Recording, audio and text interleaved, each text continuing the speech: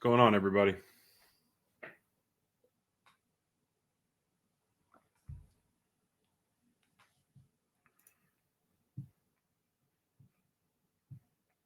Give everybody a few minutes to trickle in. See, we've got a few people. Hey, Rob, what's going on? Sean, how's it going?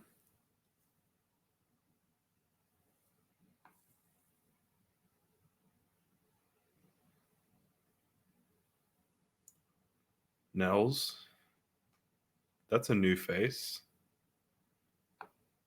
Slick, how's it going?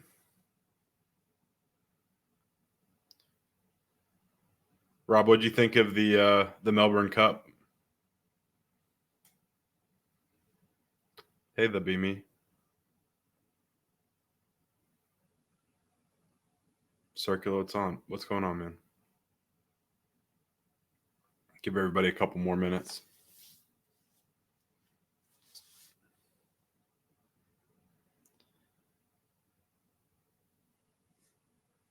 Yeah, Rob, I thought the exposure could have been a little bit better, but it was cool to see the race. That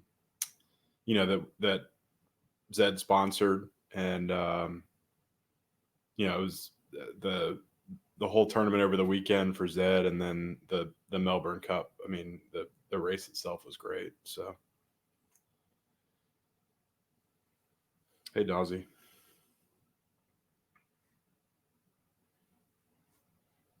Yeah, absolutely. I think hopefully it's just the beginning. Hopefully it's just the beginning. So we can only hope that the spring carnival is or I should say that the carnival in what is it, March, April, May is or March or April is as big or bigger. So yeah, yeah, circular. I had to order a new one to get the remote. It wasn't working for me, so decided to show it off. I've got my new hat from the swag shop that we showed off a couple weeks ago, and then the light and my trusty Groot. So yeah, guys, look, today is today's just going to be me. I wanted to catch up with you. CJ's kind of been tied up with some stuff, and taking a little bit of break for the weekend. So, but wanted to take the opportunity, especially the Melbourne Cup is a huge event in Australia.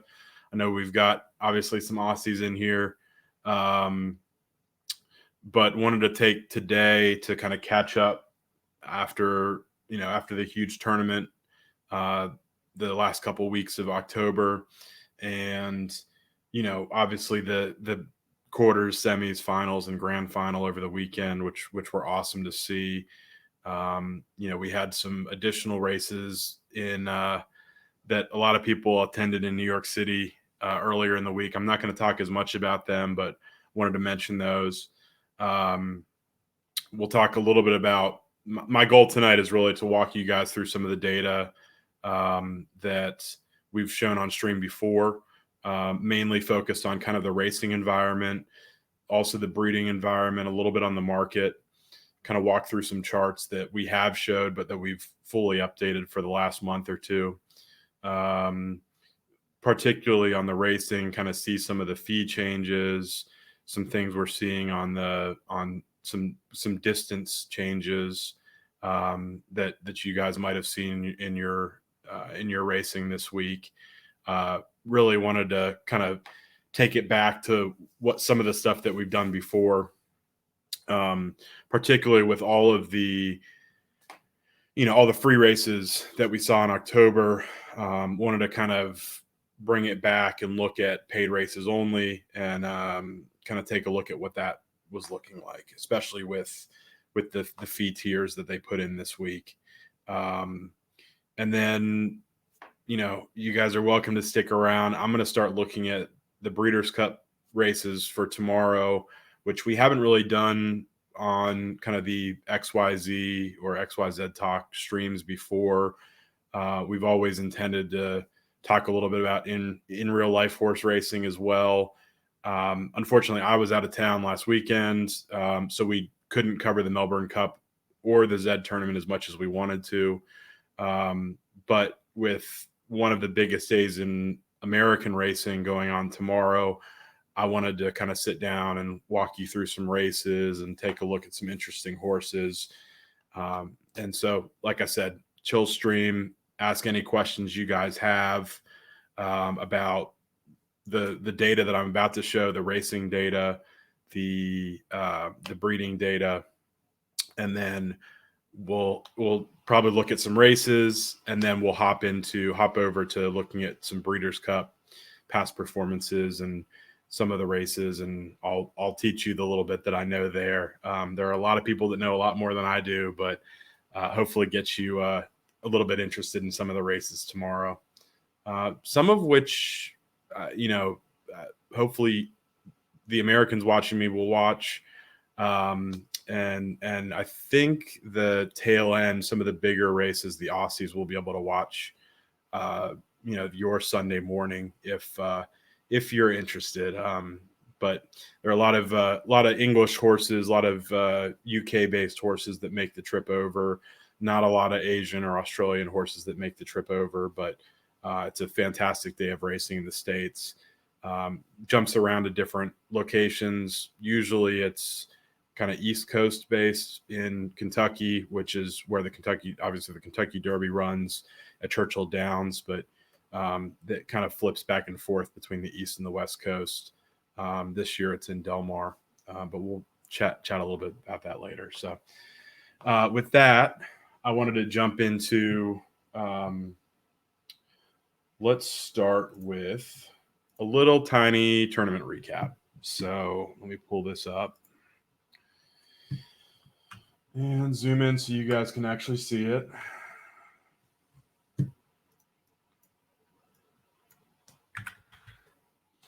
So as you guys probably saw, awesome tournament that we had going on the last couple weeks of October. And, with the main event happening last weekend, again, congrats to the Poseidon team, Adam and Desi, and their horse figured it out, crushed it. As CJ and I argued about, CJ was very, very convinced that a long distance horse would win. He was right. I'm always willing to admit when I'm wrong. And I think the biggest thing here that we saw was, if you look at the 1400 meter race, the horses that pulled flames, which are in orange, finished first, but the others finished fifth and eighth. So to me, if I'm just looking at that and kind of how they placed in the other short race, this kind of seems to indicate that there wasn't really a distance roll that hit here. If we're talking about distance preference and how we think about racing, with flames, you would expect to see this horse that finished first at 1,000 be a little bit more competitive. So to me, it really represents that we didn't have much of a positive role here. And so in my mind, if we had that, we would have seen, Princess of Power not finish second. We would have seen Sentinel finish a little bit higher, and that would have shifted the standings around. And I think you would have seen the shorter horses finish a little bit higher. But to CJ's point, because of how the races were set up, you did see longer distance preference horses excel at 2,000, 2,200, and 2,600, and you didn't see the any sort of negative rolls out here. So you look here, and one of the best, if not the best, long distance horse in the game finished first at 26, and the Flames all finished on top. So yeah, Souls, that's right. Whether it was, Trail Beyond or whether it was Sentinel, you definitely, and Me First as well. The horses that finished kind of in the top 5 of the 1,000, which pretty clearly did finish with a strong distance roll for short runners. You would have expected all of those horses to finish in the top half, and they didn't. So, but again, I mean, hey, it was big for Princess of Power. You depending on where she finished, she still could have, finished third, or she might have gotten a little bit of pressure from Starman or a couple of the other horses. So either way, it was a really fun tournament. I get the argument or the complaint that a lot of these horses were low Z, were Nakamoto's. Part of that was the qualifying, part of that was kind of how the tournament was set up. But again, first tournament, a lot of people participating. I thought it went great, and every indication we have from Zed is that we'll have more tournaments, and there will be different conditions, related to that.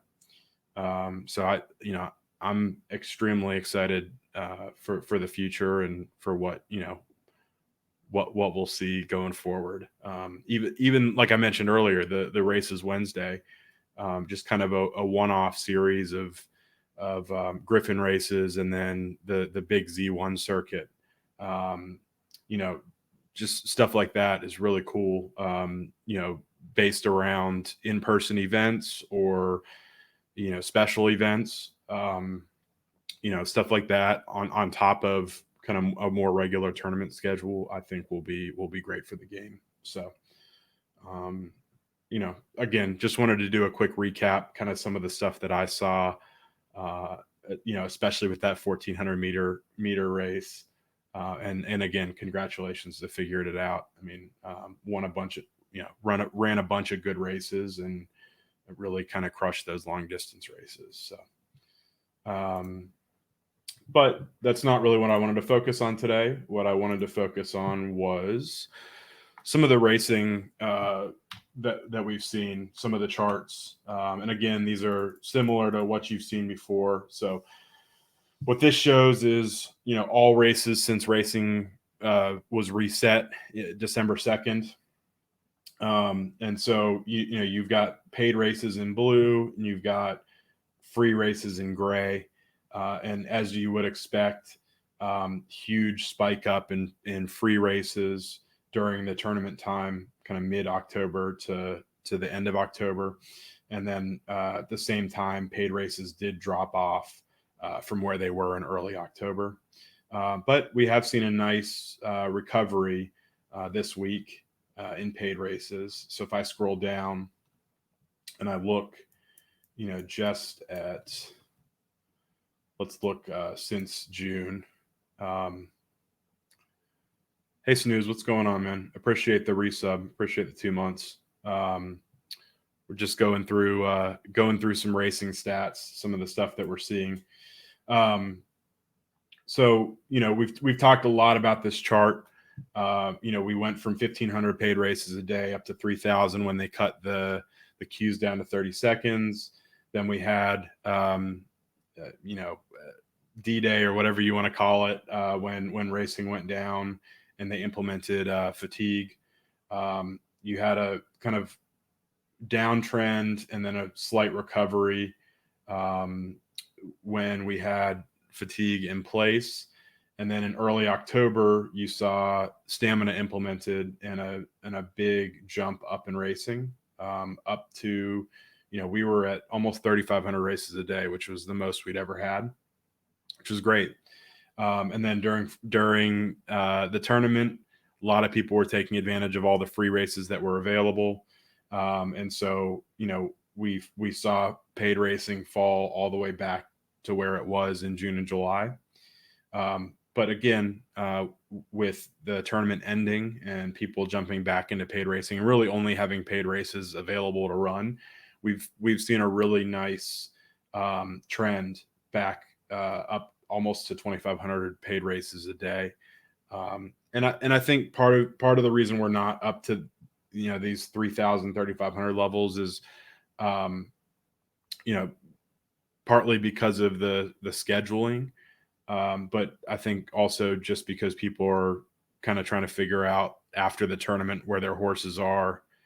Yeah, that's exactly right. That be me. A lot of us. I have one or two that are stuck up there, but I would say a good number of people have horses that are in classes a lot higher than they're used to being in, and so I think that we'll see kind of a gradual increase in the next week or two until we kind of see what this next tournament is.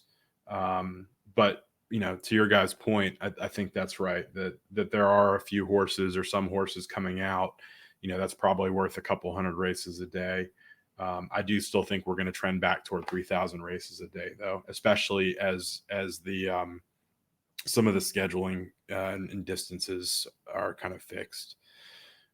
But yeah, so that's kind of overall. We've also looked at races by class, which I'm going to skip over some of these kind of eye charts up here. But kind of skip down to the same timing as we were looking at before. So if you guys can see here, you've got, obviously kind of ranked in order. Class 1, Class 2, Class 1 in gray, Class 2 in yellow, Class 3 in blue, Class 4 in green, and then Class 5 in kind of this blackish dark blue. And so, similar trends here, but to the point you guys were kind of making, Snooze and the Be Me, not quite as many Class 1 races. And again, this should be all paid races. So you don't have quite as many Class 1 races. You've seen a recovery, but not quite as strong in Class 2. But you have seen kind of huge upticks for paid races in Class 3, and Class 4 has actually outpaced or kind of jumped over Class 5 recently. So interesting. But I mean, counter to some of the comments about Class 1, you do still see some Class 1 races running. So if we go down kind of to the bottom here, you're around 100 races a day for Class 1. And that's above kind of where it was, but it's still, it's kind of in line, I would say, with where we were, except for the week or two before the tournament started. So, and part of that is there are a lot more horses up there now. But I think it feels like the fee tiers haven't scared people off. Yeah, Akapuck, what's going on, man? I think part of it is race generation, and part of it is races just aren't filling as quickly as we saw them in early October. Especially if you're looking at kind of the total, you had 400, 500, 600 races running for most of the tournament time, and for qualifying when there were a ton of free races. Right now we're not at that. And Class 2, Class 2, if you look back in September, September and into October, until that second week of October, we never really broke 200 races. And we're sitting pretty strong at 200 races run a day in Class 2. So there are definitely people running races. But I think where there's some fluctuation here is class 5. I think there may be an issue with race generation in class 5, because we're still below where we saw races in September, and obviously way below where we were in August. Same thing, but to a lesser extent in class 4. And again, part of that is because horses are kind of higher up in the class structure. And that's exactly right, Acapulco. I mean, it's I've actually got by fee here. So if we look, let's look at 3 through 5. So if we zoom in here, when we were looking at these charts before, CJ and I, we were like, if you guys have been in our Discord, we've said we freaking need more $5 races. Like, we're starving for $5 races. And the good news is we've seen a ton more $5 races, since October 31st, since the tournament ended.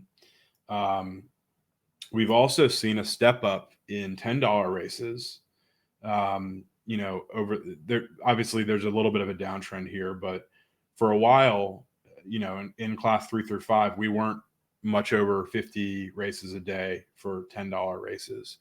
And so from a race generation standpoint, from what people are running, good that there are $5 and $10 races, but to your guys' point, and I'm blanking on what the max races are. I think class 3, you've got 25s. I don't remember. Class 4 might be 15. Yeah, so they put the new fee tiers in, and so you've got $10 max in class 4, and $25 max in class 3. So, and just a lot of people aren't running, and that goes back to the issue with only being able to enter one race at a time. It's sort of, it makes sense. It makes sense that it's ended up like this, where you're not going to lock your horse up in a $25 race when you can run a $10 or $15 race that's going to fill a lot quicker, or multiple $5 races. So yes, news. I was traveling, unfortunately. So I was in Chicago last week, and for a family trip. So I didn't catch a lot of the races. I was able to jump on in the morning for the quarterfinals. I watched Joe from Zombie Racing stream a little bit on Saturday morning, I guess it was, for the quarterfinals. But I didn't get a chance to check out the voice chats or anything like that. I heard there were some issues with the new feature, but I haven't really used it this week.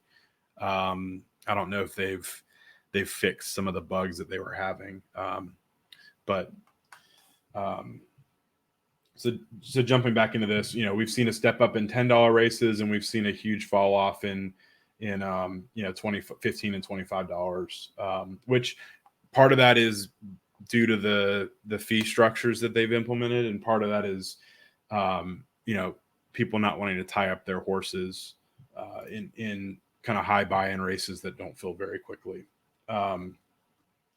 So looking at this one's fun. So this is class 1 and 2. And so if you look at obviously 250s have gone to 0. And you've got a huge step up in $5 in class 2 and $10 in classes 1 and 2.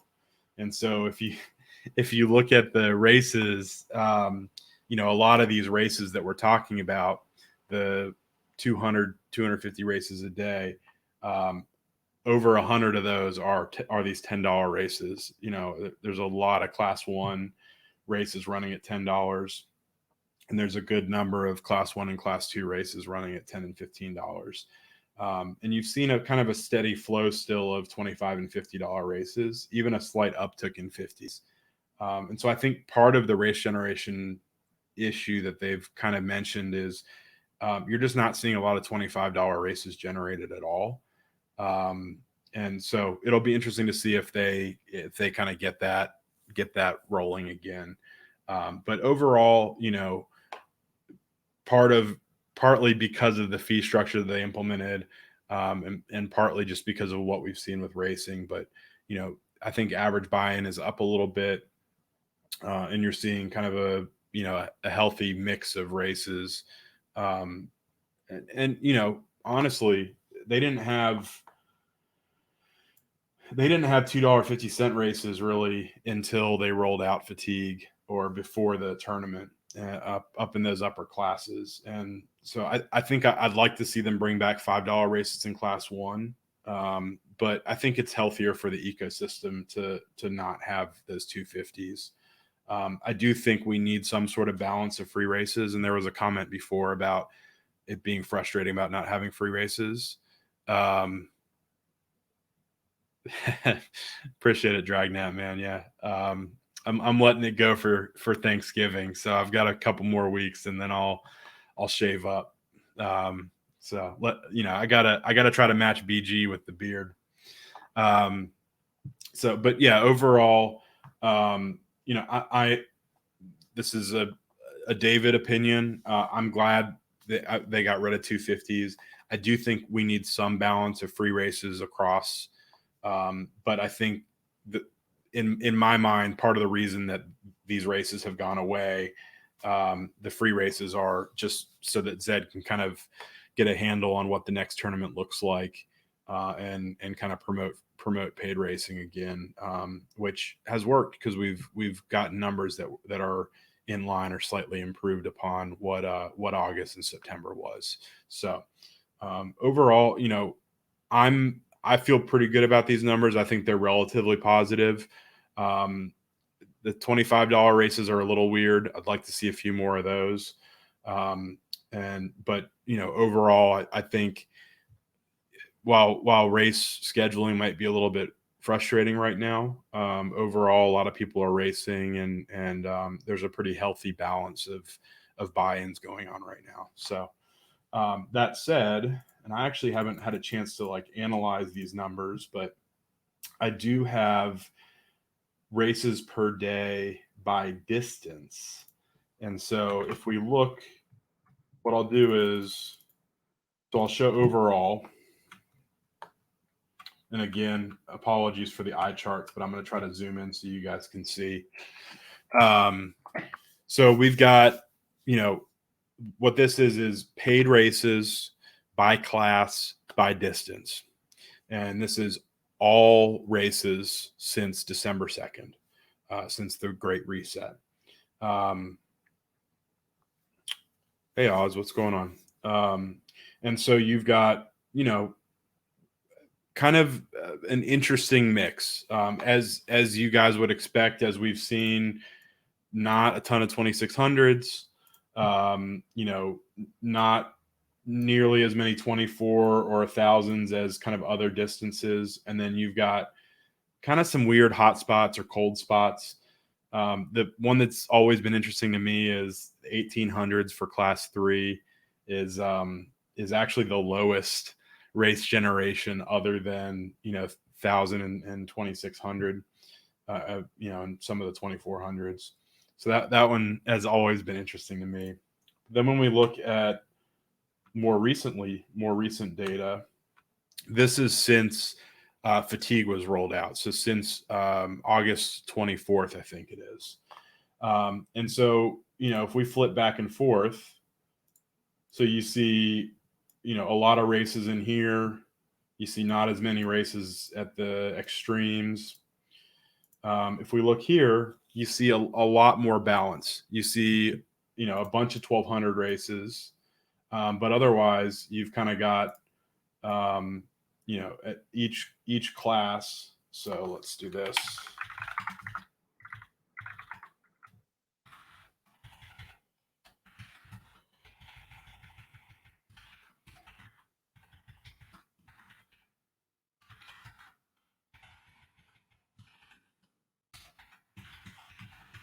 Again, these are the ZED buckets and not, how we look at distance preference. But you've got 40% sprint and 60% not sprint, or a relatively even balance, 25% long. If we add the 2000s in here, and then however you look at it, you've got kind of a third, or 40% ish less than 1600, and then 60%, I should say 45-50% longer than 1600. So there is a pretty good balance of races. Now, if we drill down into what we've seen recently, and again, I don't have great charts for this, but and this should be all paid, which it is. So you can see, if we're scrolling through here, relatively consistently, kind of 14-15%, 1,000, and then again, kind of 40% sprint. And if you look, you actually see a noticeable downtick in 1,000-meter races the last few days. And then you also see the same kind of thing at 2,400, especially compared to, most of October, I should say. I guess early, it's kind of back to where we were in August and September.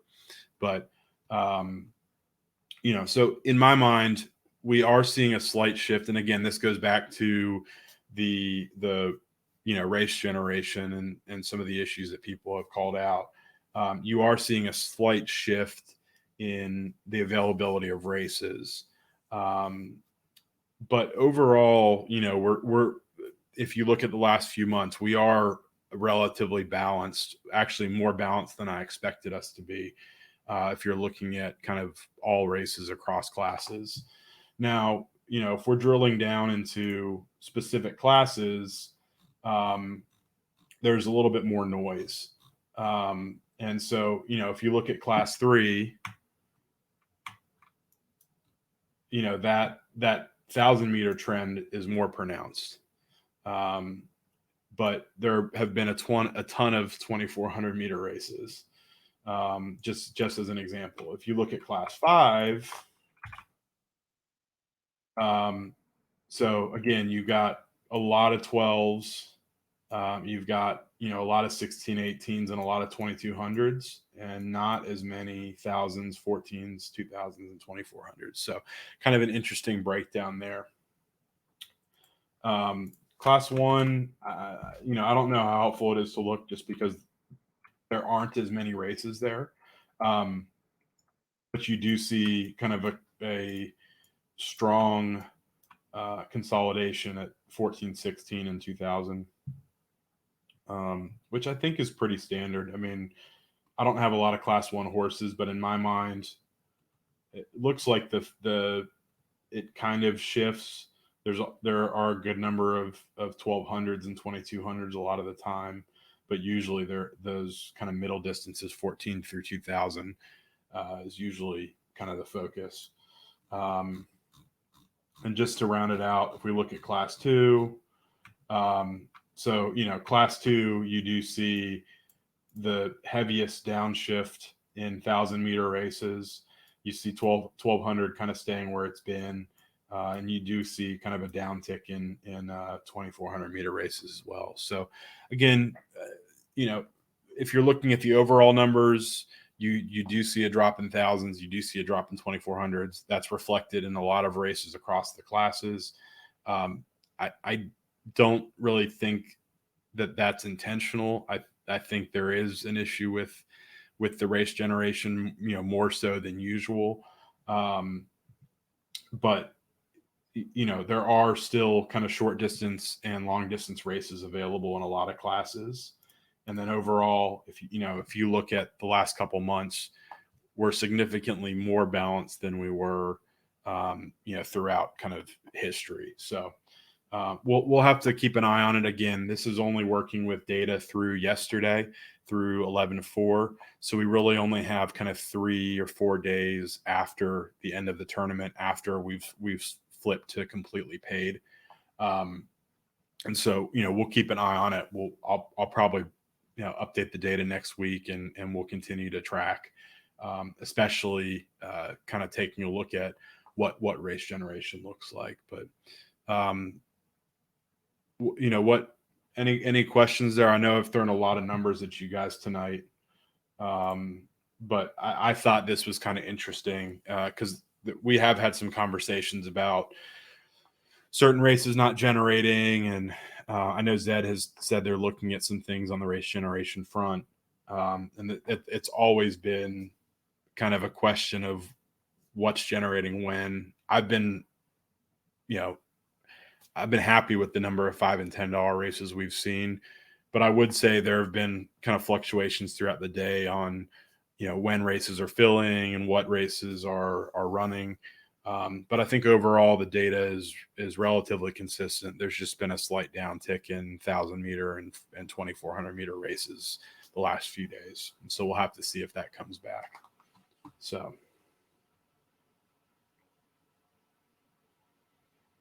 yeah, Mando, it's all of this data that I've been looking at. I actually updated it today to be only paid races. So any of the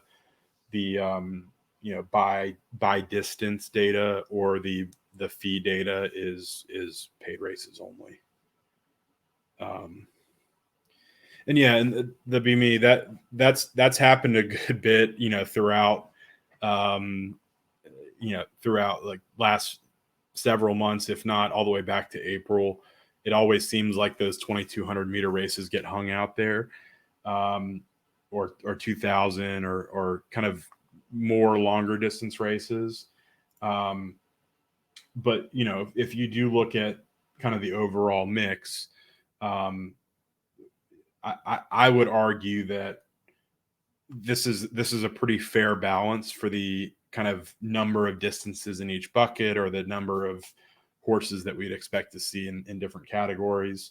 But to your point, if we look at the long distance races, there tend to be more 2,200s than any other race in this kind of section. And so I think that is why a lot of the time why you see those 2,200s get hung.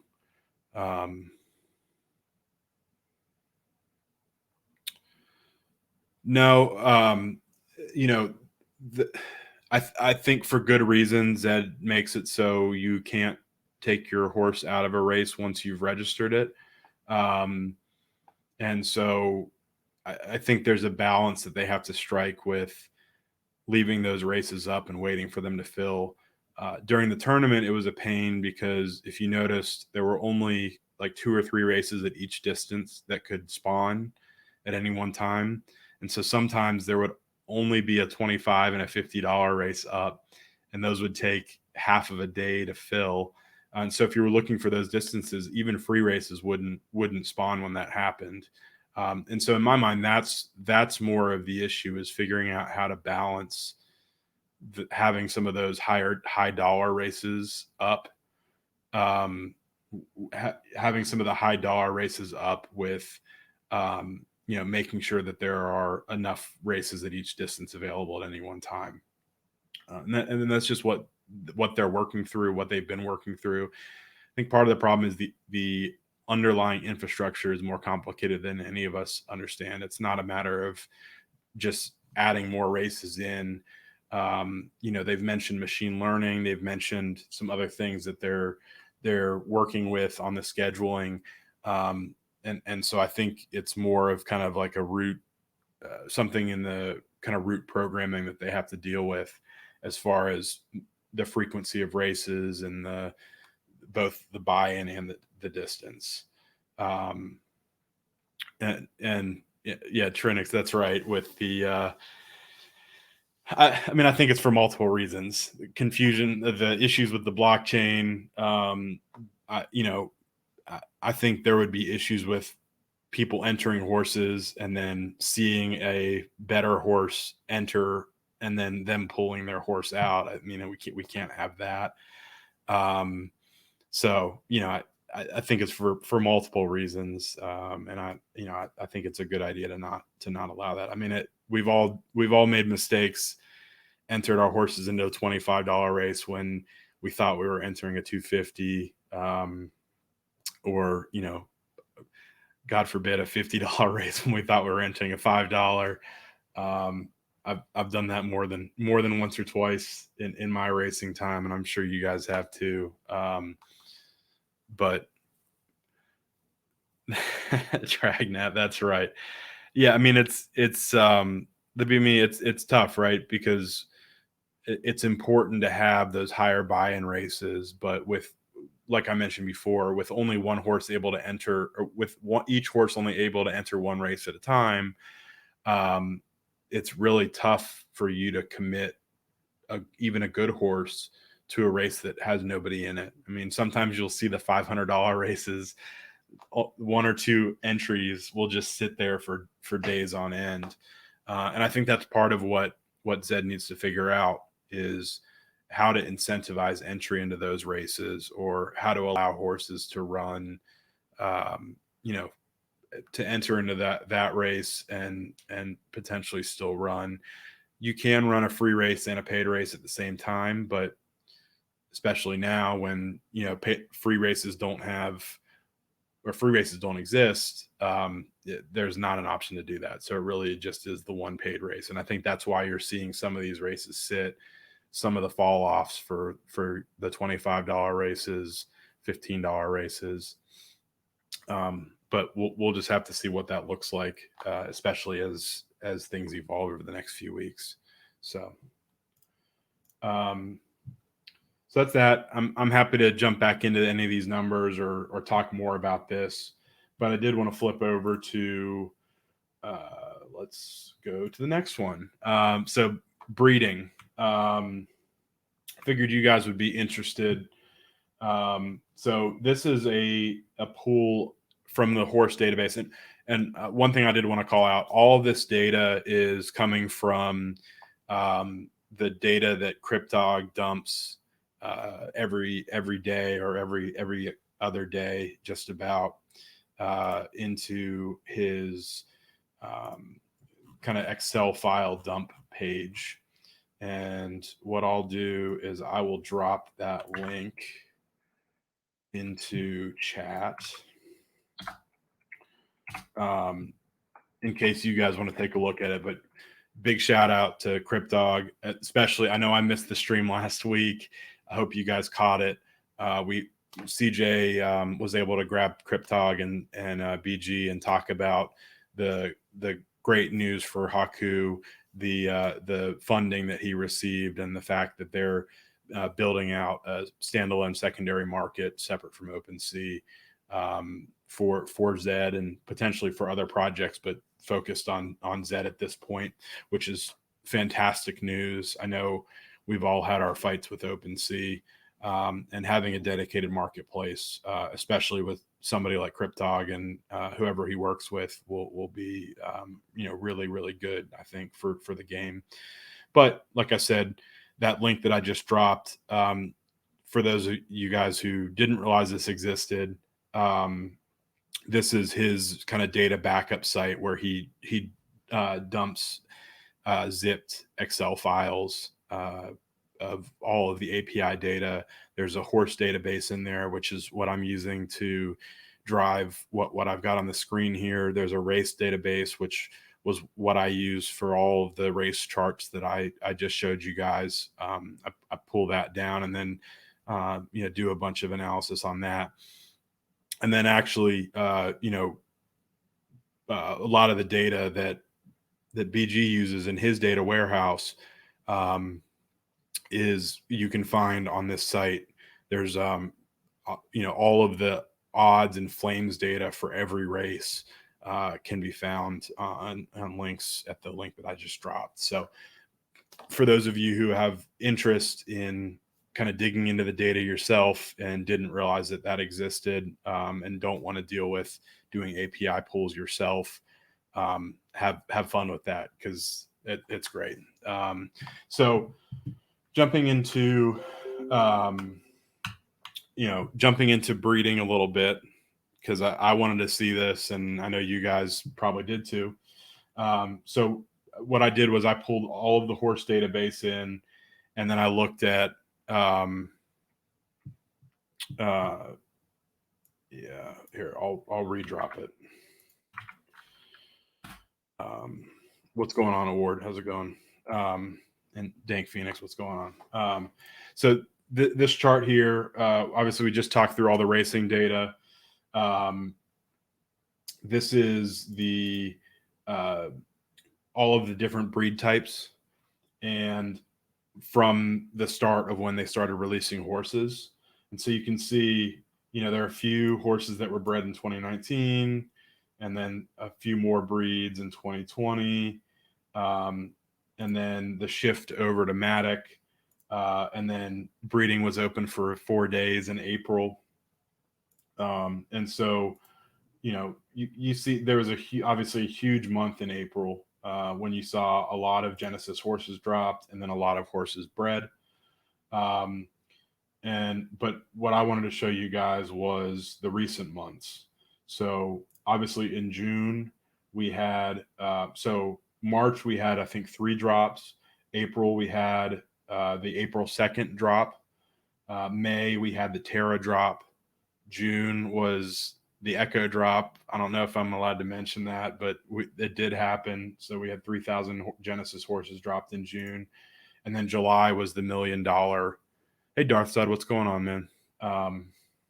Appreciate you jumping on. July, we had the $1 million, the $1 million drop, which was a bunch of Buterins, 6,000 Buterins that were dropped. And then, June 29th, I believe it was when breeding was reopened. So we saw 6,400 horses bred in 2 days. Yeah, AC. So there have been a couple different formats. Darside, man, I appreciate the cheer, brother. You don't need to drop bits, but really do appreciate it. But the question was asked about drops. So the last few drops, I started in April, but I missed the April drop. But I was involved with Terra, and then Echo. I was ready, and they had to cancel the last few waves.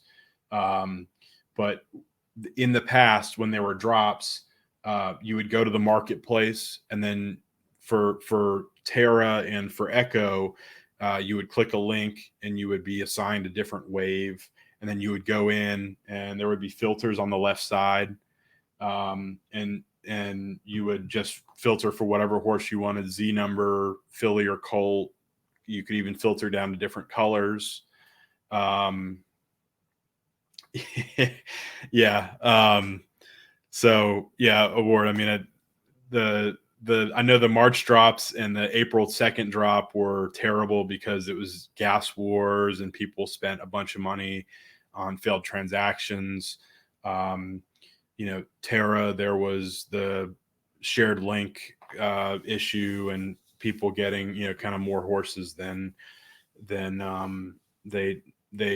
necessarily would have if they had just kind of individual links. And then Echo really only a round and a half worked out of 4. Yeah, I can't even imagine doing the UK drops in the UK with the timing they did. I thought 9 o'clock Eastern was late for the Terra drop. So, but yeah, for the drops, the way it's worked in the past is you go to the marketplace when it's your assigned time, you can filter down, and then it's basically first come, first serve, click on the horse and you purchase it with Weath. They're all set prices. So they set the prices, the day of, basically, in US dollars. So I'm not going to go too far into detail there, but we can talk about it on a future see, I can't remember if you're in our Discord, but I actually dropped some tables today on the historical pricing, both in Ethereum and in US dollars. And then also the remaining horses. So I think there are about 4,500 Finnies left, and there are about 5,000, 5 or 6,000 Buterins left. And so, yeah, if you look in I think it's in the info links section of our Discord, you'll see that data. The last thing that I've heard is Q1. I think they've posted this in the public Discord or the general Discord. Q1 or Q2 of next year, they're looking at doing another drop. Who knows what the format will be? Who knows what that'll be? But we'll definitely, assuming we're still around, which we plan to be, we'll definitely kind of cover the drops in a lot more detail. We're also going to eventually get some stuff loaded into our Discord about what those drops look like and what the filters look like. There's some pictures floating around out there. And so, yeah, I'm expecting April 2022. Who knows what that will look like. But to the extent that it's similar to the old drops, we'll definitely kind of walk through what that looked like. I wouldn't be surprised for them to do, some sort of queue system or kind of completely overhaul what they're doing. But to the extent you guys want more information on that, we'll definitely cover that on future streams. So, hey, Heroin, what's going on?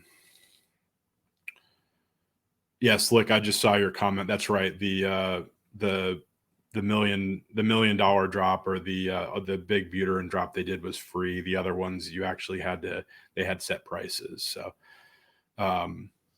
cool. But yeah, so going back to the chart, so we had, if we're looking at June and July, we had 6,200 horses bred, or 6,400, horses bred in 2 days. And then we had over 24,000 horses bred through July. Part of that was because you had a second reset when they rolled out some of the breeding changes and the breeding fixes and really got that system working the way it is now. So you kind of had a double breed built in there in July. So I'd say that added, I don't think it was a pure double, because a lot of horses didn't necessarily breed in June and then reset in July, or you probably had 2/3 of horses that were that had an extra breed. But what I've found interesting is that if you look at August, September, and October, you've seen a steady decline in legendary breeds, and then you see a drop off this past month in exclusives, which I think I think has to do with the recent market conditions, which I've got some data on and I'll show in a second. But I think a lot of people were really concerned that we were going to have this breeding explosion, and partly we did in July and August. We did have a lot of horses bred. We had a huge step up in the number of exclusives. And we had, again, probably double the legendaries we should have in July. And so we have had, a big increase in the population. But we're not seeing every single one of those horses breed. And we're not even seeing, arguably half of the Genesis horses that were breeding in June and July breed in October and November. So November, we're 5 days in. There have been some resets the first couple of days of the month. And we're probably on track for, I would guess that based on this data, we're probably on track for about 15,000 to 18,000 horses bred this month. So,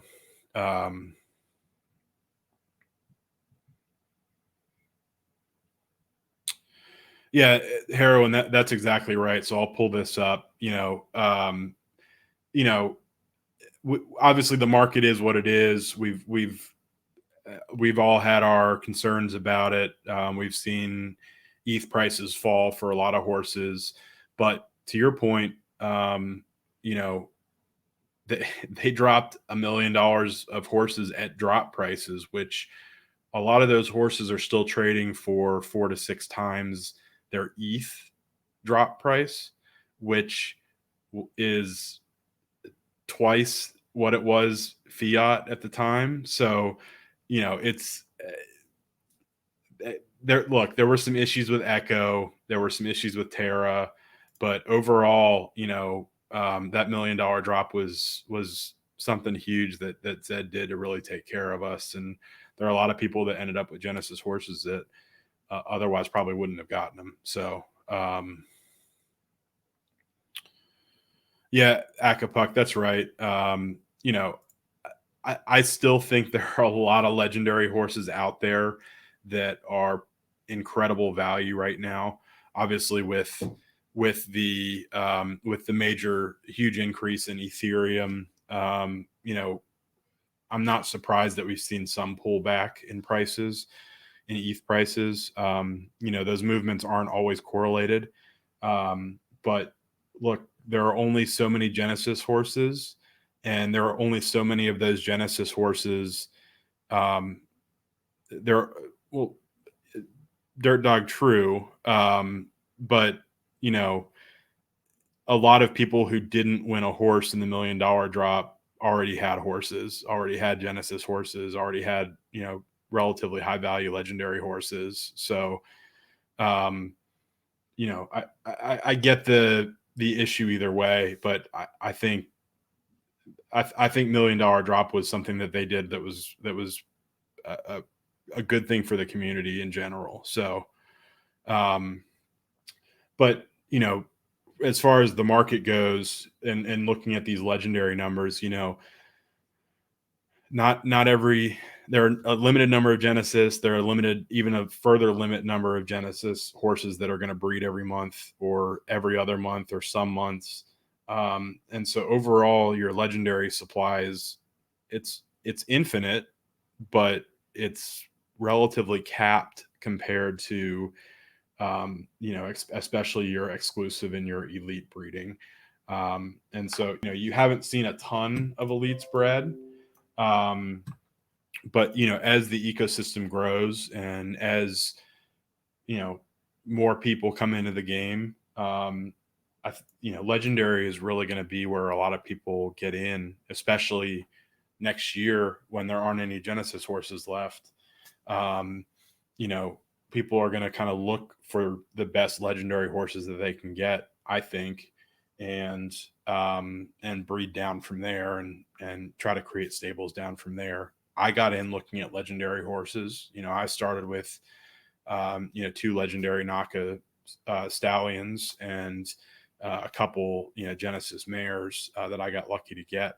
But you know, I think for a lot of people, you know, legendary Nakas, legendary Zabos, even legendary Finnies or Buterins, depending on what you're looking for, can be pretty good starting points from a racing perspective, and legendary Nakas and Zabos from a breeding and racing perspective. So, hey, Leaky, what's going on? And yeah, Akapuck, I think I saw a Genesis Buterin mare go for like 0.12, which just seems crazy to me.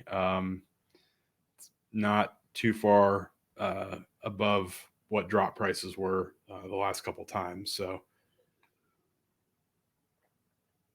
crazy times. ETH is going nuts, but still crazy times. So again, that was kind of what I wanted to cover on breeding. Overall, if you look at percentage, you have seen a shift toward and these categories are kind of thrown off, but you have seen a shift toward exclusive here, and elite to a little bit lesser extent, and a little bit less so of obviously Genesis, because there haven't been any dropped, and you know, legendary here. You had a huge number of legendary come in June and July, and that's definitely kind of wound down. So,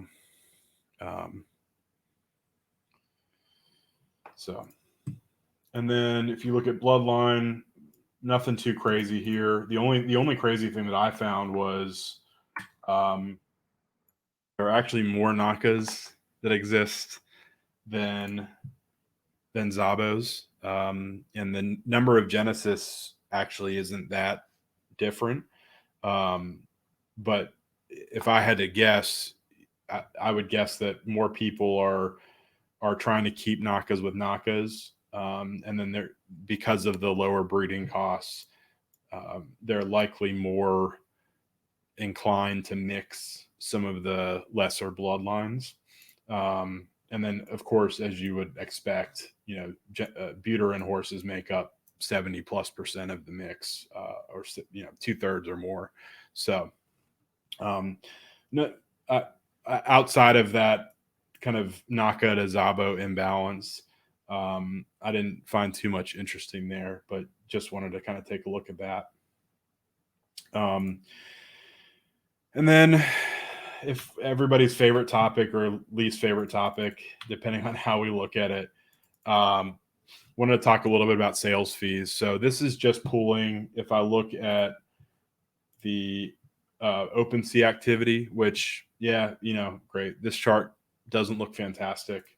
But, if you look at the last year, we're still, we are still way above where we were. It doesn't look like it, because the average price was much higher, but from a volume perspective, we are still way above where we were in May, April, before breeding opened, and even in May after the Terra drop, we still didn't hit, we still didn't sustain over 600 horses a day until. Looking at it. And I know this is an eye chart, guys, and I apologize for that, but I'm just trying to find. So until breeding reopened in June, we weren't sustaining 600 horses a day sold. But if you look at the data here, there are a few days in October before the kind of leading up to the tournament, before some of the announcements that kind of got things ramped back up, that we fell back into the 400, 500 range. But recently, since the tournament started, we've been going pretty strong. I know it doesn't feel like it, but this is the number of horses sold a day, and this is just OpenSea. This isn't private sales. This isn't stuff that OpenSea doesn't track, right? Just OpenSea sales. Out of the last 18 days, we've only had 4 that were below. So 14 of the last 18 days have been over 600 horses a day sold. The average price doesn't look great. This is the average ETH price of a horse. The average price doesn't look great. But if you look, so I'll start with this chart here. So the bar chart here is, AC, that's a good question. I would guess 25, 1/3 to a quarter to a third of sales are private. Maybe a little bit less than that. Just the activity that I've seen and heard, and I don't buy and sell a lot of horses, honestly. But just kind of what I've seen, and I don't know if anybody has an idea. We've talked to BG about it a little bit, but and I think what you would see with the private sales is you'd probably see, kind of higher dollar, like call it a quarter of an ETH to 1 ETH is a really large chunk. It might be lower. It might be closer to 10%. But I'd say anywhere between 15 and 25%. Yeah, you have bulk buys. Volume of horses. I think from an ETH perspective, you're probably a larger percentage of the total. Volume of horses is going to vary because, like you said, you've got bulk buys, you've got kind of multiples selling. You're not kind of selling groups on OpenSea. But yeah, so I think the big thing that I wanted to call out here on the chart. So if we're looking at this chart here on the bottom, and again, I'll zoom in a little bit just so it's not quite as much of an eye chart. But you've got the blue bars represent the number sold. So we had obviously a huge spike in August. Things were going crazy, right?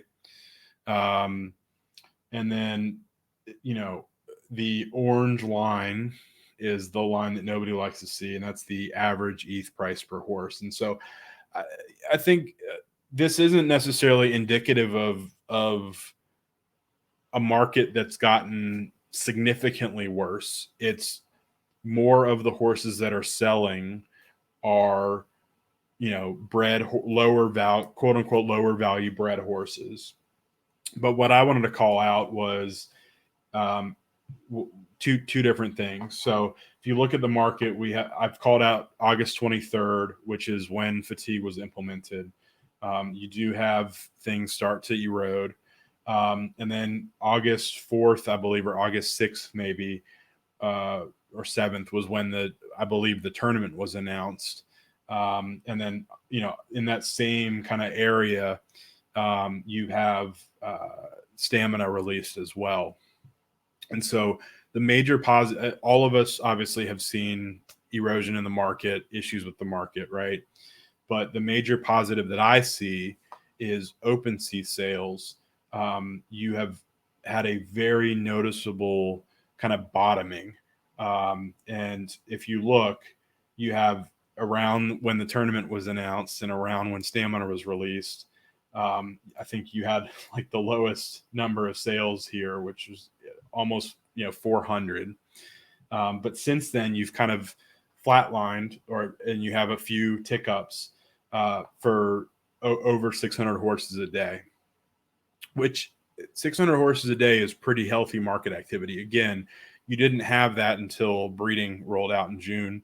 And really, as you can see, we didn't really move up above 600 until the middle of July when things really started to kind of take off. And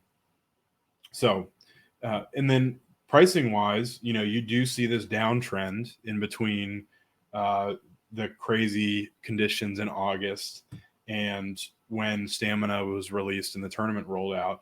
But recently you've kind of seen, almost a bottom. And I think I know we all kind of hate bots and we all hate those 50 emails we get or 30 emails or 10 emails or whatever when you get an OpenSea offer and it's 0.0001 ETH for a horse. But what I've noticed is there are a lot more of those than there were in August and September. And I think a few people have mentioned on Twitch or on Twitter, it's those offers coming in are indicative of the market starting to come back a little bit. So we might not see that in pricing. We might not see this huge uptick, but I think overall we're seeing relative strength in the market compared to where we were. We're seeing kind of more people come in and are more bots active. So a stronger floor is essentially what that indicates, because people feel like they can buy horses for cheap and then they have an established floor to kind of flip them into. So, Dash,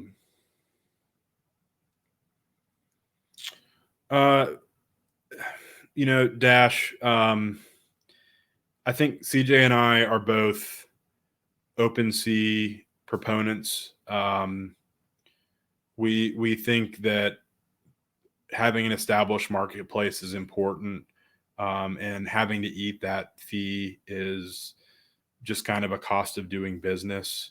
I think a lot of bigger stables are relatively trustworthy, but I don't necessarily condone doing private deals or even using escrows. I mean, I know CJ and I have each escrowed a few deals. I know East Coast, he floats around in here every once in a while. He gets on stream. I know East Coast did a bunch of escrow deals, hundreds and hundreds of escrow deals, over the course of the summer. I'm not sure if he's still doing that. But yeah, Ward, I know you and Joe, I'm sure have escrowed as well. We're talking a good bit of money here. There are a lot of trustworthy, good people in the community, but I can't say that we support doing private deals unless you have a personal relationship with somebody, or you've worked with them, or you know them really well. So, Lupo, that's a good point. I know NFT Trader, I've heard of that. I've never used it. I think they have a trustless escrow service. And then I believe Cryptog and the Haku platform, they're going to work on that as well, with I think a small fee attached to that. So we'll have to see what that looks like. Again, I've never used the NFT Trader site. I've heard a couple people talking about it. I think BG has used it before, but again, until I hear a lot of people using it and it going well, I'm hesitant to lock my assets up with somebody. So, but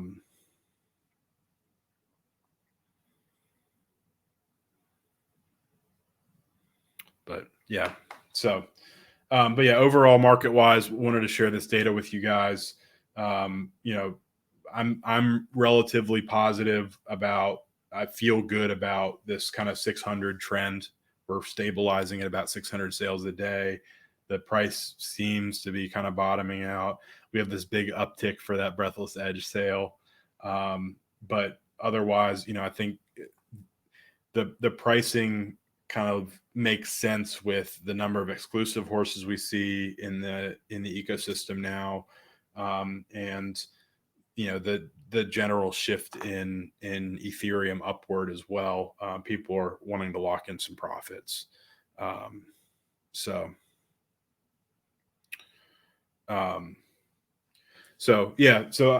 look, guys, I think that was all I had on kind of ZED data today. We talked, flipping through these really quickly, we talked about a quick tournament recap.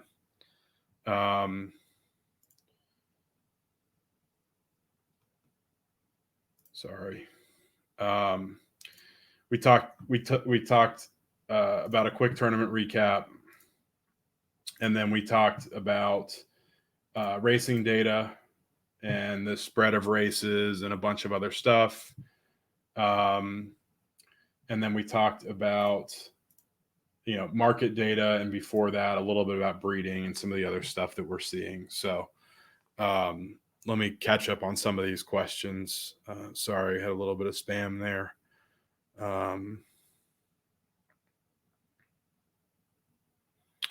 Yeah, Heroin, I'll hop back into this data real quick just to show you. So if we look at, October and November, obviously November is a very partial month. It's only 4 days worth of data. What was this? So, we saw a downtick from September in legendaries. We saw a significant step down in exclusives. And then we've seen, similar number of elites, crosses, and pacers. But, I think this number is kind of what I expected based on what we've seen and heard. Yeah, man. No, I appreciate you joining. I know it's super late over there. We'll have to catch you this weekend. You're gonna miss all the great American racing in real life horses that I'm about to cover, but appreciate you stopping by. But Heroin, to answer your question, I think this data is pretty indicative.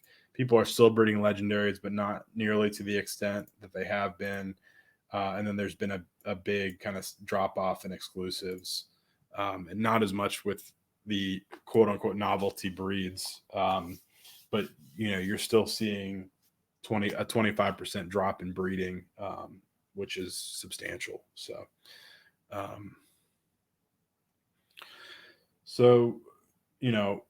obviously happy to jump back into this or answer any questions that you guys have there. But what I wanted to do was actually shift over and talk a little bit about the Breeders' Cup and talk a little bit about in real life horsing. So I hope you guys will stick around. This is actually a big reason that I got into ZED is I used to gamble on horses more than I like to admit. I will say I'll lead off with none of this is financial advice. I've lost a little bit of money gambling on horses, but I do think that I know a lot about how to look at horses and how to read them. It just doesn't, transfer into actually making money on them, which very few people do.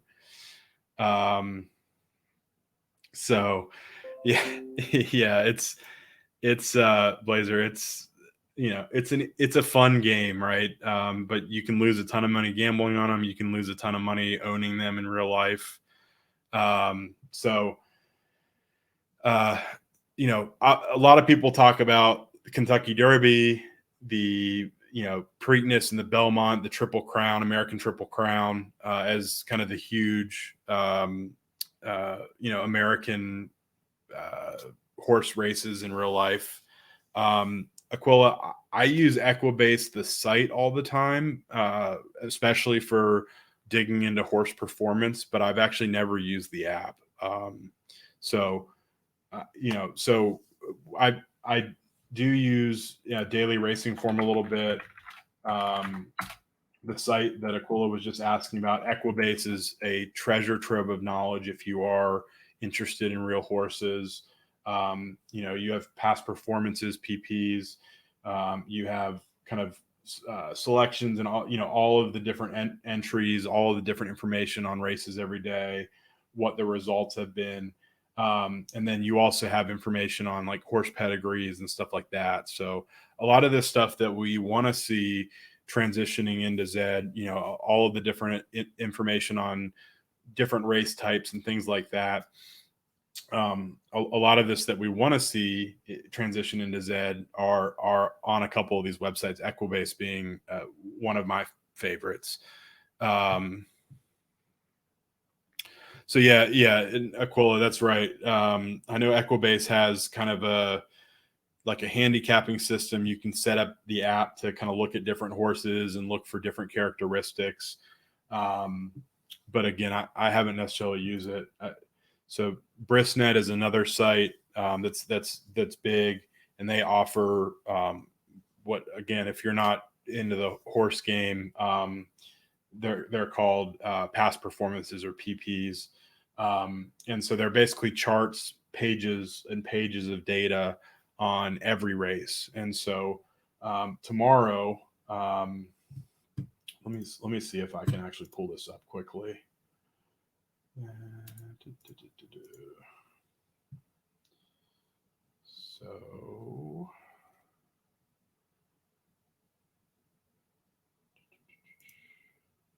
So the Breeders' Cup this year is at Del Mar, which is out on the West Coast, I believe, in San Diego. And so, again, I mentioned earlier on the stream, the Breeders' Cup is every November. They basically take all of the best horses at every surface and every distance, and they run a race with horses that qualify throughout the year. Dragnet, that was an absolutely insane race. I actually missed the beginning. So today, taking a step back, because I can talk about this all night, and I'm going to try to kind of condense everything, and we're going to talk about a couple races, but to give you guys a little bit of a intro, because I'm not sure how into real life horse racing you are. So most horses start their career in the States when they're 2 years old, and they run a handful of races when they're 2 years old, starting in the spring or the summer.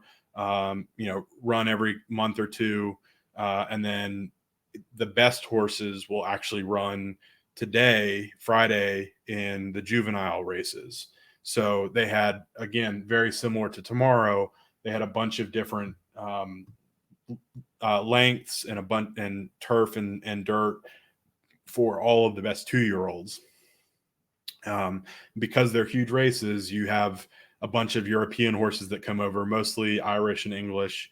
And so in the last race of the day, there was one of the favorites, actually two of the three favorites, one broke through the gate. And what happened, usually what happens if a horse breaks through the gate and doesn't want to race, they'll be scratched. And so the one favorite reared and broke through the gate and was scratched. And they thought the other horse, the second favorite, the gate was open. And so they thought that one did something too, but there was nothing wrong with the horse. So they put that horse back in. They didn't let anybody bet on him, and he went out and crushed the field and won. And it was really incredible to see. But it's not a common occurrence, but crazy stuff does happen like that. So, Aquila, Baffert is a really controversial figure in the States, as it sounds like So his Kentucky Derby winner last year was on painkiller medicine, and he's had several run-ins with kind of questionable training, and I don't think he's been caught with actual steroids, but one step away, or multiple cases of using pain medicine and getting caught when he wasn't supposed to. That's right, Dragnat. Yeah. So Baffert, he must have 9 lives, because he keeps getting caught with issues with his horses, and generally just a slap on the wrist. A lot of people this year did transition away from him and shifted their horses on both coasts to other trainers, but he's still got people that want him to train their horses for him. So that's money talks is exactly right. So, so we'll see. We'll have to see how he does tomorrow. I need to see if he's still training Gamine. So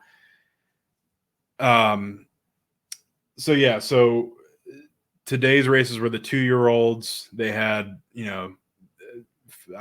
both male and female races, turf and dirt, sprints and marathons. Sprints less than 1,000 meters, and 1,600 meters. I think it is a mile. It's a mile. And then marathon is longer than a mile. So you've got a similar setup tomorrow, which you've got all ages and shapes and sizes of horses running. A lot of 3-year-olds and 4-year-olds, which are usually the prime of their career. You have a bunch of older horses as well. And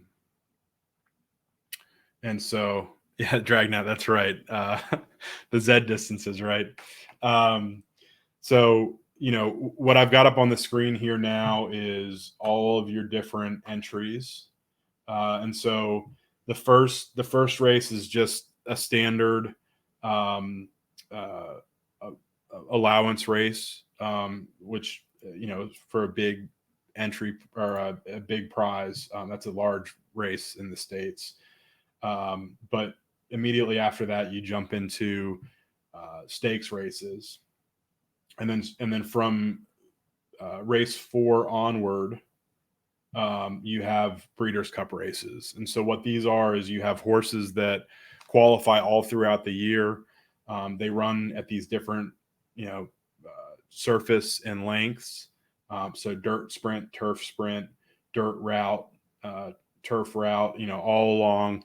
And then fillies and mares for one, and, colts and stallions or male horses for the other.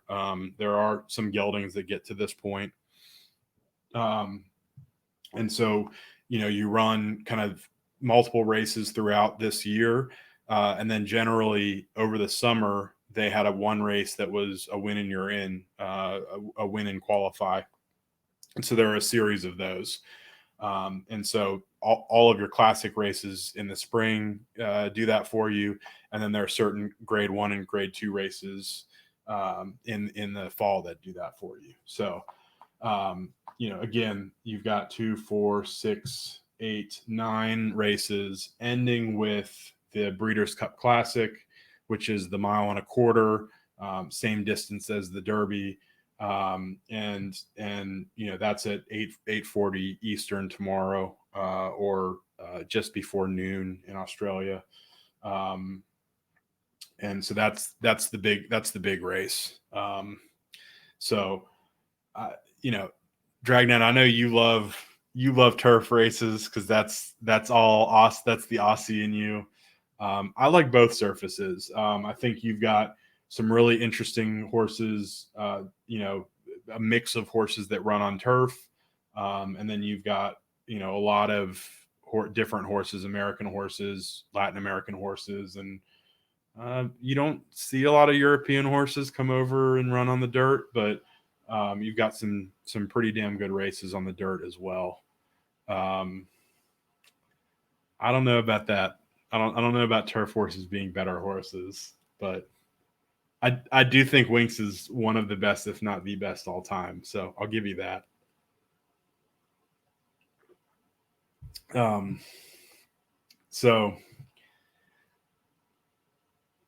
Winx is overrated. Oh man, we need to catch up after this and talk a little bit more about that, because I know Winx is pretty universally loved. I think you're the first person to say anything bad about her. So, jumping into this, I think just because of timing, I wanted to kind of walk through the classic and look at some of the horses in there, just because it's such a big race.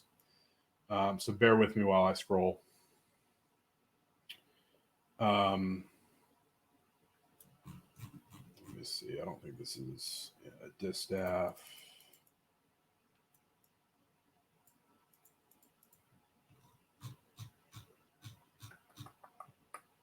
Classic. All right. So what you've got here is the past performance, which when you're looking at a horse race, this is kind of your source of knowledge. This is where people go to look to kind of figure out their bets if they're not just betting the name that they like or the jockey that they like or the colors that they like, which, plenty of people do that too, and probably make more money than a lot of other people. So, but this really kind of tells you everything you need to know.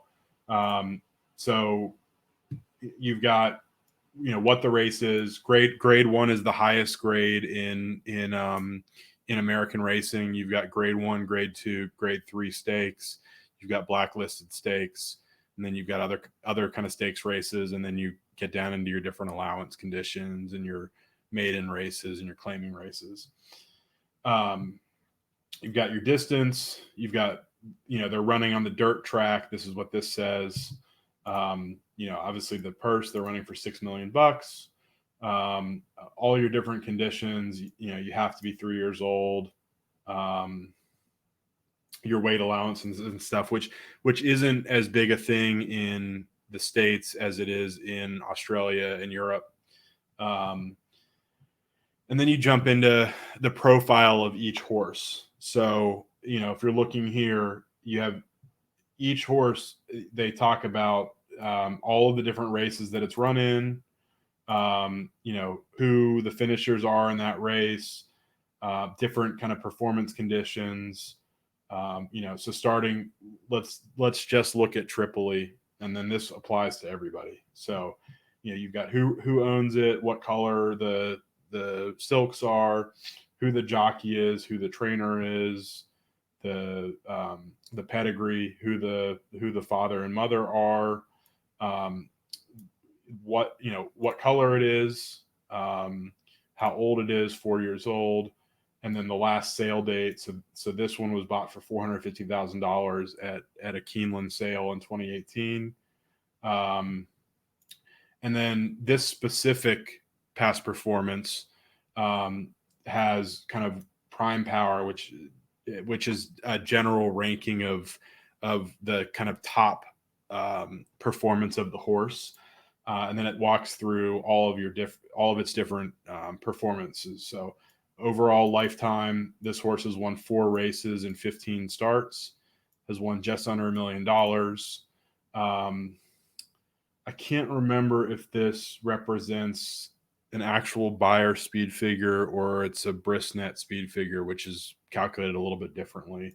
And then you have all your different conditions here. So the year, 3 races and 7 in 2021, a rate of a win and a place in 2 races at Del Mar. So this horse runs well at Del Mar. This first is fast, which is your standard condition for dirt, off, which is a wet track, and then the distance.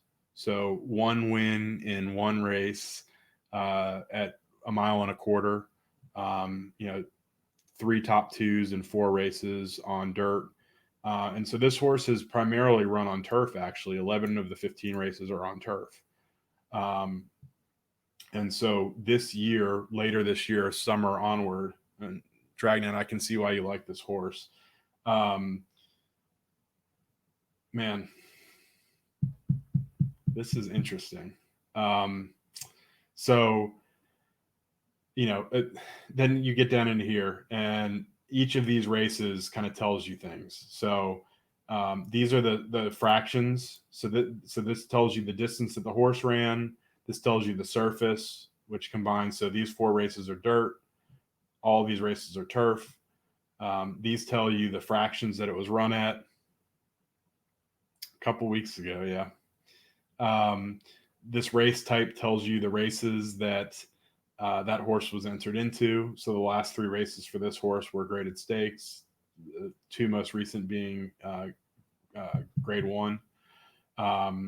Again, the speed figure for the last few races, the finishing positions, the different points of the race, and then where it finished, who the jockey was, what the odds were, et cetera, et cetera, et cetera, and then race notes for the performance. So, and then so Dirt Dog mentioned these past performances also show you the recent works. So this is a heck of a work. Usually when horses are training, they're expected to do 12-second furlongs. And so anytime you're sub 60 seconds for a 5 furlong work, that's pretty damn good. And 4th out of 41. So of 41 horses that were training at 5 furlongs that day, this horse had the 4th fastest time. So that's also a positive. The only thing that I see that I don't like is the horse finished behind 3 other horses in the race, which you can see because those horse names are bolded. But that said, this race wasn't extremely quick. And so, the one way you can look at different horses is how they like to run, their race shape, if you will. So some horses like the lead, some horses like to come away from the back, Some horses like to sit in the middle and try to overtake. And so depending on the speed of the race and how a horse likes to run, that can figure into what horses might perform best in a different race. So this specific past performance, these speed figures tell you that EP means that kind of second layer of horses. That's where this horse likes to sit. So looking at these other horses, E means the horse likes to take the lead early. And so you have a lot of E's and a lot of EPs. And so you actually don't have any P's, which are generally they kind of sit behind the first set of horses and then kind of come on strong at the end. And then S is actually the true closers. So they'll sit 10, 12 lengths off the lead and they'll finish the strongest. And so they really need horses that like to go off the front and then close into them. And so you actually don't have any of those here in what could be a pretty fast race. So that's interesting. So Dragnet, do you still like Tripoli? Stockers, that's right. Well, stocking is more P than S. S is really closer. But yeah, so basically the way I look at these races is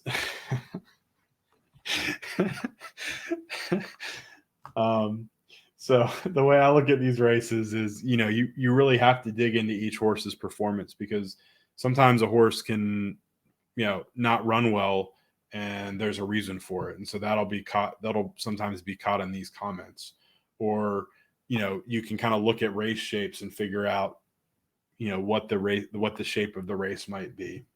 And so, there's a lot of information here.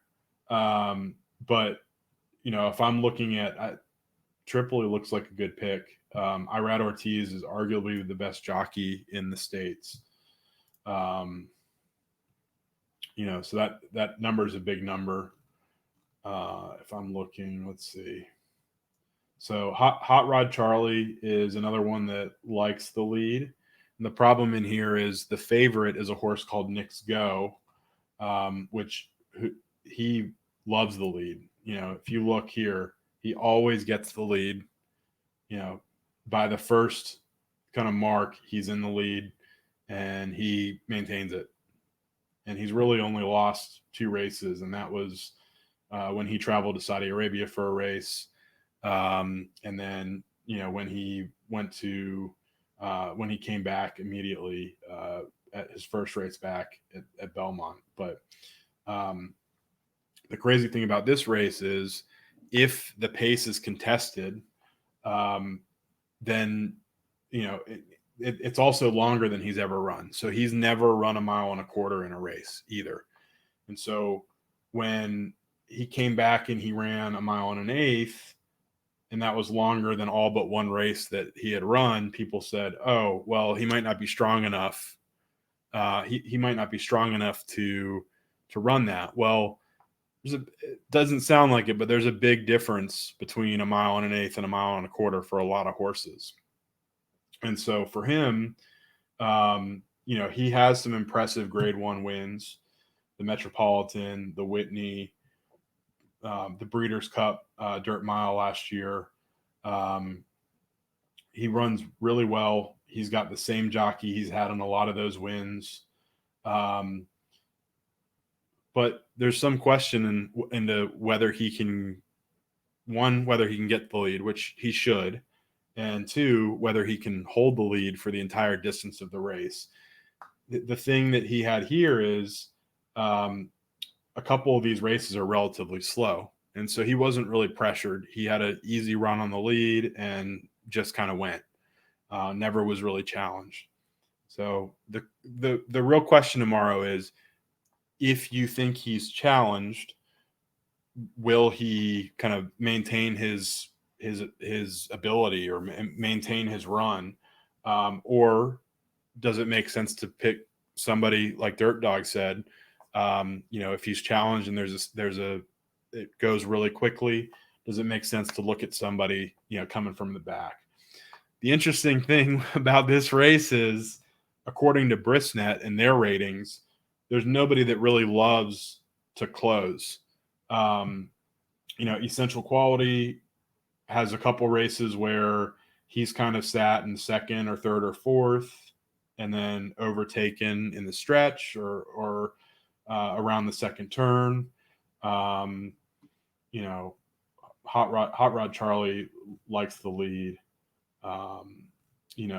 Tripoli has a couple races where, he's come from the back and not necessarily gotten there. So thirds, third, second, first here from fifth or fourth to second. And then he also has his best race at 1.25 miles. So that looks like an interesting horse. I personally have a soft spot for Art Collector, but Art Collector has really liked the lead in recent races. And when it's needed to come from off the lead, hasn't done too well. Mike Smith is a great jockey, but sometimes horses don't respond well with a brand new jockey, no matter how good they are. Interesting price to me. Didn't really even run in the Breeders' Cup Dirt Mile last year. Ran really poorly. But this is another horse that there's a question of if it'll be competitive at 1.25 miles. Really long price here. No speed figures over 100. Probably going to go off at over 50-1. Medina Spirit absolutely needs the lead. The only reason that he won the Derby was because he got the lead and didn't really get challenged as much as people thought he was going to.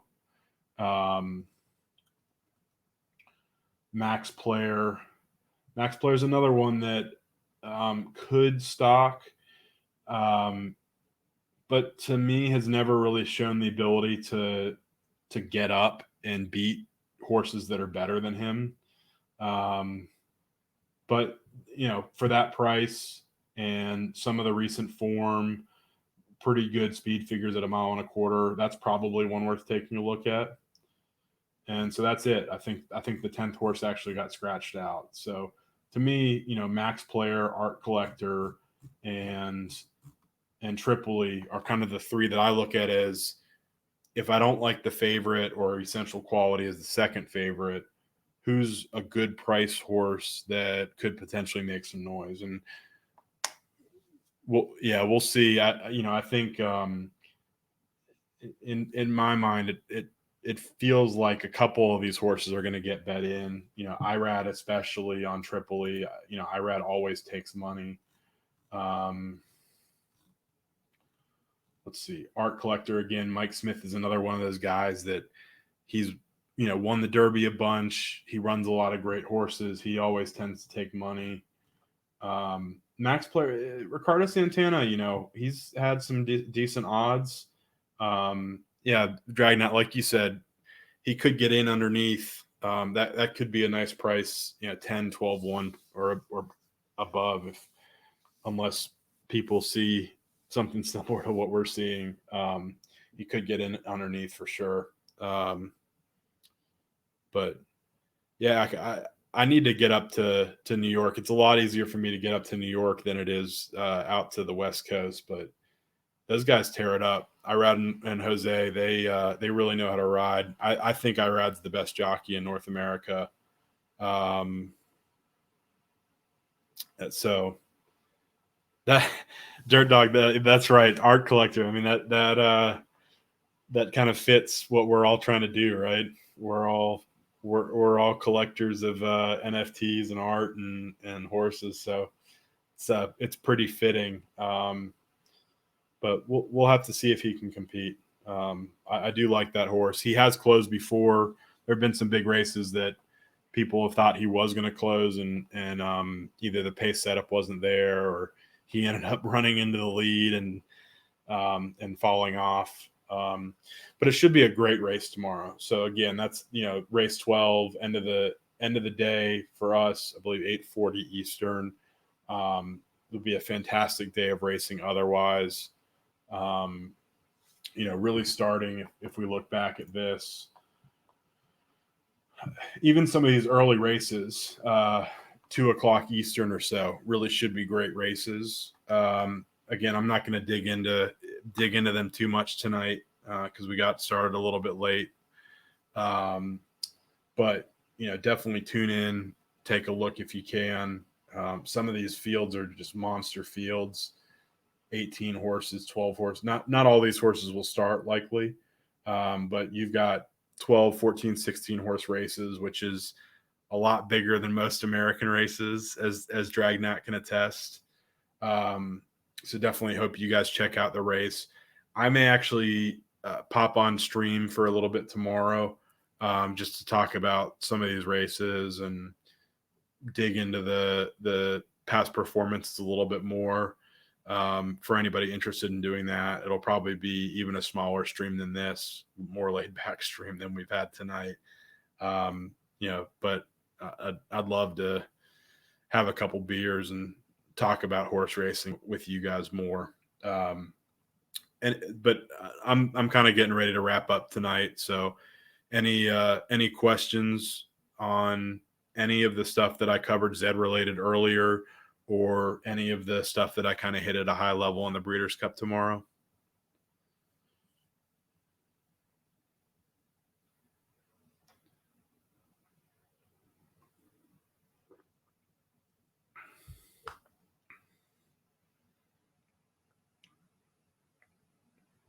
And if not, really appreciate the couple subs tonight. Darth side, I'm not sure if you're still around, but appreciate the bits. Guys, if you're still watching, I should have mentioned this earlier. If you're still watching, and you haven't followed, please drop a follow. We're trying to get to 500 follows. Once we do, we'll probably do a little bit of a giveaway. I know I mentioned it this week. We'll probably do a little bit of a giveaway related to that. We're still talking to Rob about some things that he's working on, and we're still working with him on some of the stuff that we talked about a couple weeks ago on stream. But really appreciate you guys. Yeah, Dragnet, that's right. We can talk about that when we catch up in a little bit. But really appreciate you guys sticking around with me. I know we had a few people drop off after the ZED stuff, but appreciate you guys hanging out with me tonight, going through some of the data, talking through the Breeders' Cup. Super excited about it tomorrow, and hope you guys have a great night or a great rest of your day if you're over there in Australia. And we'll talk to you soon. I'll shoot an update on Twitter when I'm ready to stream, whether it's tomorrow or some other time. But let me actually look to see if anybody is online before I hop off. Give me 1 second. I am not seeing anybody. So with that, I'm going to go ahead and pop off. But again, I'll shoot you guys a note on Twitter tomorrow if I'm going to stream. And otherwise, we'll be back next week. We definitely are doing the tools stream next week. So keep an eye out for that. Talking to MJ about that and try to get Cryptog on as well. We'll work through that. Not sure if CJ will be back for that, but we'll figure that out. But again, have a great night, guys, or a great day, and we'll talk to you soon. See ya.